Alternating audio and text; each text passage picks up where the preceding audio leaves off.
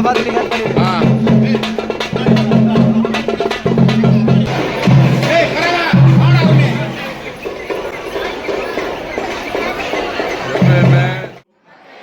ராமநாதபுரத்துல ஒரு சிறப்பான ரொம்ப உற்சாகமான நிகழ்ச்சி ஒன்று நடந்திருக்குங்க.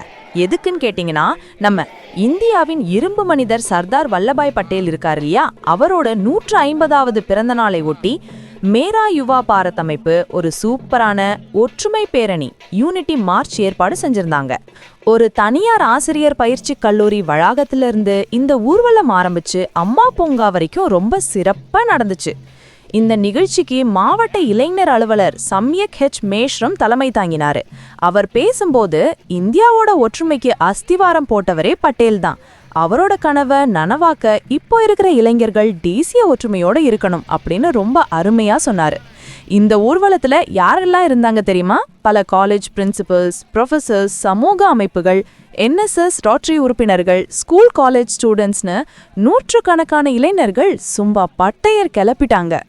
எல்லாரும் கையில தேசிய கொடியை ஏந்திக்கிட்டு ஒற்றுமையே பலம், வல்லபாய் பட்டேல் வாழ்கன்னு உணர்ச்சி பூர்வமா கோஷம் போட்டுக்கிட்டே வந்தது பார்க்கவே அவ்வளவு அழகா இருந்துச்சு. வழியில இருந்த பொதுமக்கள் கூட அவங்கள உற்சாகமா வரவேற்று பாராட்டினாங்க. இது மட்டும் இல்ல, ஜவஹர் சிறுவர் பள்ளி மாணவர்கள் நடத்தின கலாச்சார நிகழ்ச்சிகள்லாம் இருந்துச்சு. தேசபக்தி பாட்டு, நம்ம பாரம்பரிய கரகாட்டம், ஒயிலாட்டம், சிலம்பாட்டம்னு ஆடி நாடகம் மூலமா ஒற்றுமையோட அவசியத்தை விளக்குனதெல்லாம் ரொம்ப அருமை. மொத்தத்துல இந்த நிகழ்ச்சி அங்கிருந்த எல்லார் மனசுலயும் ஒரு தேசப்பற்றையும் ஒற்றுமை உணர்வையும் விதைச்சிருக்கு. இது போல இன்னும் நிறைய நிகழ்ச்சிகள் நடத்த போறதாவும் சொல்லியிருக்காங்க.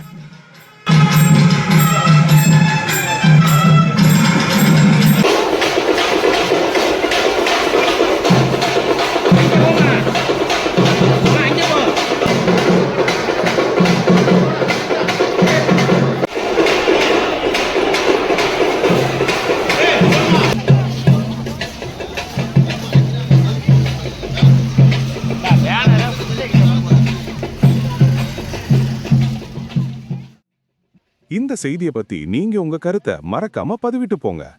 இதே மாதிரி செம்ம செய்தியெல்லாம் உடனே பார்க்க நம்ம சேனலை சப்ஸ்கிரைப் பண்ண மறந்துடாதீங்க. நன்றி.